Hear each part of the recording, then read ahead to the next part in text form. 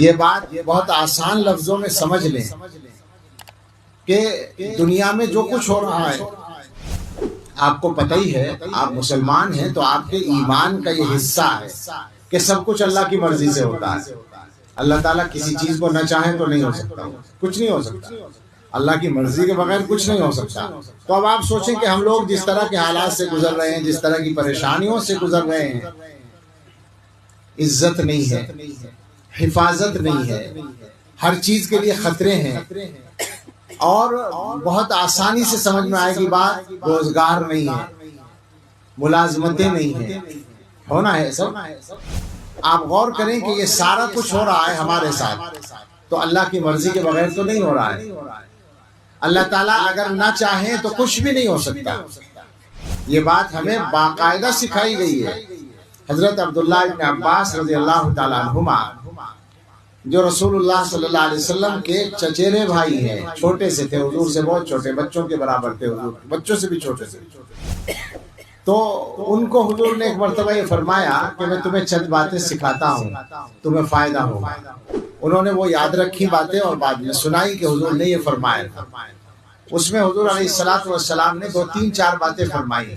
پہلی بات فرمائی، احفظ اللہ یحفظک، اللہ کو، اللہ کے نام کو محفوظ رکھو، یا اللہ کے نام کی حفاظت کرو، اللہ تمہاری حفاظت کرے گا۔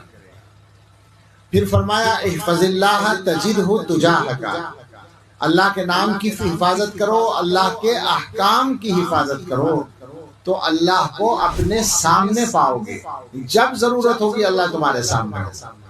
اور اس کے بعد یہ فرمایا، وَاعْلَمْ أَنَّ الْأُمَّةَ لَوْ اجْتَمَعَتْ عَلَىٰ أَن يَنْفَعُوكَ بِشَيْءٍ لَمْ يَنْفَعُوكَ إِلَّا بِشَيْءٍ قَدْ كَتَبَهُ اللَّهُ لَكَ۔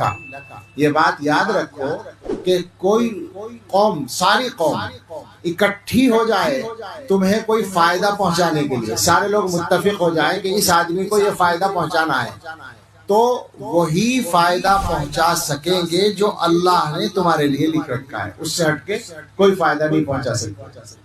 وَلَوِ اجْتَمَعُوا عَلَىٰ أَن يَضُرُّوكَ بِشَيْءٍ لَمْ يَضُرُّوكَ إِلَّا بِشَيْءٍ قَدْ كَتَبَهُ اللَّهُ عَلَيْكَ۔ اور اگر سارے لوگ اکٹھے ہو جائیں تمہیں کوئی نقصان پہنچانے کے لیے تو صرف وہی نقصان پہنچا پائیں گے جو اللہ نے تمہارے لیے لکھ رکھا ہے۔ کسی کے ہاتھ میں اللہ نے کسی کی تقدیر نہیں لے رکھی ہے۔ خواہ مخواہ سوچ رہے ہیں کہ فلاں نے ایسا کر دیا، فلاں نے ایسا کر دیا۔